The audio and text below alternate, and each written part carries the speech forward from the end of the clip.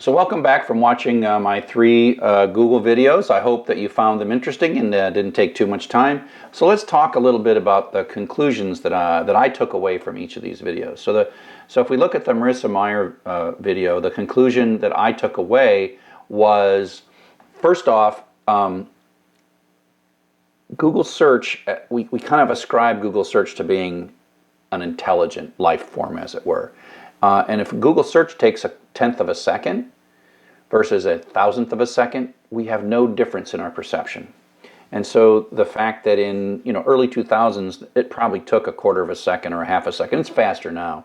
But if it took a half a second to bring back what seemingly were intelligent results, that was good enough.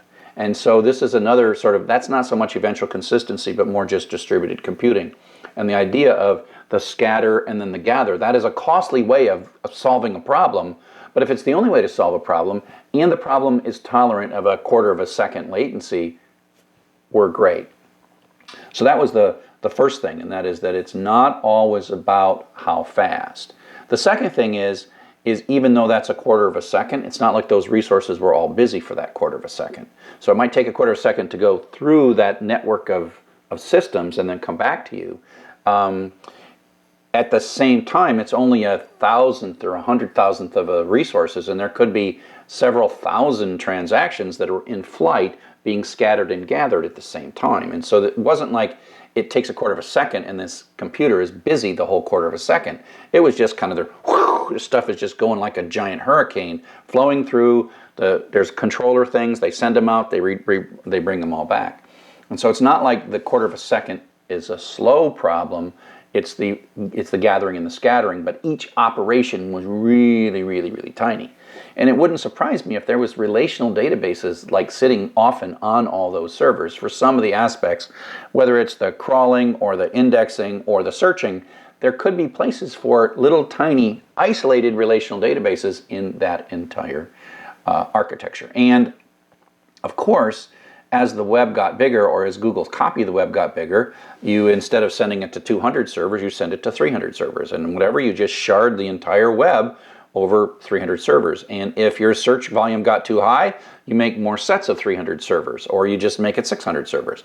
And so what was really cool was the scalability of this, that it could stay consistently a quarter of a second no matter how much we started using it, right? And then the container tour. Again, I just figured there would be racks and there would be fancy equipment, but there's not. And part of this is a sense of waste. Why package all that? Here's a thing where it's just kind of on a piece of stuff. You plug some things in, because it's really just a computer and a couple of disk drives and a power supply, and they even have onboard really tiny batteries, so that if there was some kind of a power glitch, these things keep on going. They don't even have a big, they might have a big power glitch thing for like cooling and stuff if they got to run their cooling on diesel or whatever it is. But in general, each one of these little boxes, they can probably tolerate a 2-minute outage, right? And then routers have their own batteries, and so they're like, it's these little tough little independent things. There's nothing fancy about them. There's no wasted packaging. There's no beautiful colored plastic or like lights. If there's lights, there's just lights. There's not like lights with a cool. And so there was an eye to not wasting energy. And if you watch the whole thing, there's a lot more about energy management in this. There's an eye to, these computers are just like disposable. I mean, some of them get old, although they use them, they think a lot. If you read other things about this, they think about the life cycles of how you can take older computers and use them for different tasks, et cetera, et cetera, et cetera. And so I found this really exciting. And the other thing is, as you look at this, now start thinking about the Gmail application, not just if you look at this guy's shirt, I think he was part of the Google, the Gmail rollout. And Marissa Mayer, by the way, was like the UI expert on Gmail. So I think that's her biggest claim to fame inside of Google, is her work on Gmail.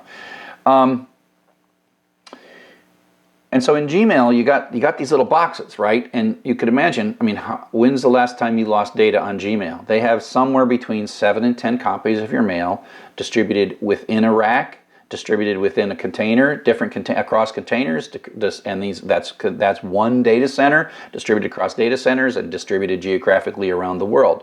And so part of the way Google backs up your data is they don't have a data backup. They just replicate it, right? They replicate your Gmail 7 to 10 places, and eventually that's enough. And so you could lose a whole data center and you shouldn't lose Gmail, right? You could lose a whole container and you should not use Gmail. Lose your Gmail, right? And so that's the other thing, is the replication. And if you look at the architecture of these data centers, disk drives were cheap. They tended to do the high performance things on only one part of the disk drive to keep the heads from moving back and forth. But then, like, the backup copies of your email could be on the rest of the disk drive. So and you can read up on this as well. They would only use the first 10% for critical stuff that needed to be performant, and then they would use the rest of the disk to back up other disks. And so it's just like a beautiful thing. And eventual consistency is the essence of it all. So you update your data in your email, and there's like 9 other copies of it, and you delete a message, and then those 8 copies are out of date, but 4 or 5 seconds later, all 8 copies have the exact thing. Or in comes a message, and it's the one you're talking to. You see the message immediately, and a couple seconds later, then all the copies have it. So if that copy went down, you might lose one email message, right?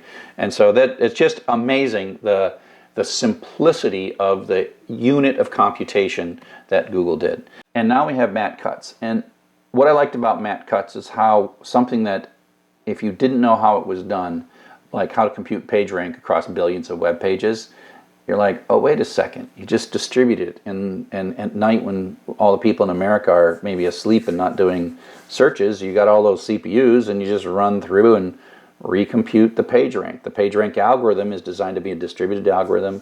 It's designed to converge. New pages show up, and they kind of disturb the force for a while, and then they recompute it. How that page ranking is done.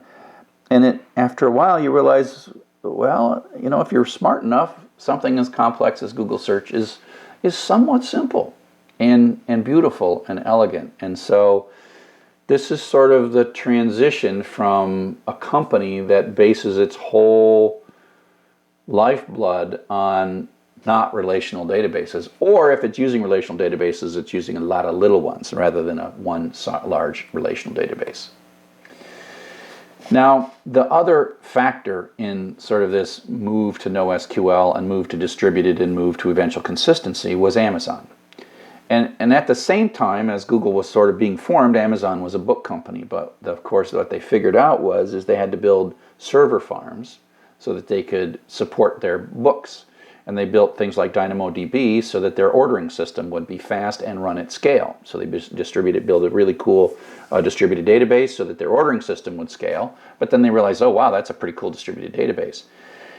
But the thing that Amazon did that probably has changed the world the most is Amazon Web Services. So you think about the state of technology when everybody wanted to use cheap hardware. And Amazon wanted to add virtualization on top of that hardware. And so you didn't want to buy a bunch of $40,000 computers and do virtualization there, which is what we were doing kind of in the private sector. What they wanted to do was do virtualization on commodity hardware, which is dirt cheap, right? But the problem then is, how can Amazon give you a 10 CPU box? Because if they bought that 10 CPU box, because people could lease it, let it go, lease it, let it go, lease it, let it go, and they're stuck with a $40,000 capital cost, right? And so it turned out in the early days, disks were much larger than they're performant, meaning they stored a lot of data, but you couldn't get at it very fast. And in terms of virtualization, you had CPUs that were very quick, but the thing that was expensive was the memory. And so if you had like an 8 gig computer back then, and you're going to break it into a couple of 2 gig computers in virtualization, that was really quite costly. And so what they really wanted, the thing that was cheap, was the smaller computers, fast. The CPUs were cheap, the volume of disk cheap, speed of disk was expensive, and the memory was expensive. So your move toward, you get slow, lots of slow disk, not very much memory, and CPU is basically free. Volume of disk is free, CPU speed is free, memory is expensive, disk transfer is expensive. And that's what you could buy. And so you think, Well, that's what I can buy. And if I ask for anything else from Amazon, they're going to charge me hardcore. They're going to be supercharge me, right? So we started thinking as application developers, we either going to buy these $40,000 boxes that go obsolete every 2 years and another 40 or 100,000 or 250,000. So these could be very expensive boxes. Could we just rent for $10 a month, 10 of those for $100 a month? And it's way less expensive, but we got to completely re-architect our application because we can't use large amounts of memory and we can't expect that our disks are fast, but we can have a lot of disks. Now, if we can figure out a way to build our application to fit in that particular mold, then it's awesome. So these are what we call carpet clusters, right? And so this is sort of what a visual metaphor for what Google looked like, what Amazon looked like. And the key is it's buying commodity hardware that is written at scale for all of us to have a desktop computer, and then that desktop computer the price of that hardware is driven way down. So you just buy a bunch of these things. And so the extent to which that you could use a network plus a bunch of commodity computers to make what we called a carpet cluster, if you could build an application that could work in that environment, it was golden. And so how do you use carpet clusters, right? Well, you spread your data out, replicate it, send queries broadly, bring it back across the network, like MapReduce is another word for this, and it might take a little while, but you can have a whole bunch of them simultaneously in flight because it's not the CPU while you're in a system, it's the moving the data into the system and getting the data back out, and that can be done many ways in parallel. So you could create sort of like these database creatures with 128 computers and 128 disk drives, and you could send them queries. And there was like databases like Teradata, for example, that created that architecture and then put it all behind a black box and let you just send queries to it, and they go send them out and in. Yeah, and you could just make it be a sharded database. I don't even know what Teradata was, but I wouldn't be surprised if it was just a bunch of little clusters with a bunch of just little tiny SQLites inside of them, because SQLite is super scorchingly fast and reads to disk really fast, makes good use of memory, but it's not good at multi-reader and multi-writer, so you want most of this layer outside of it that makes it look like it's multi-reader, multi-writer, but really it's sharding. You're sharding the queries across all these systems. I never built one of these things. I was more into compute at that point than I was into database. But just imagine how much fun it would be to build a carpet cluster database system today.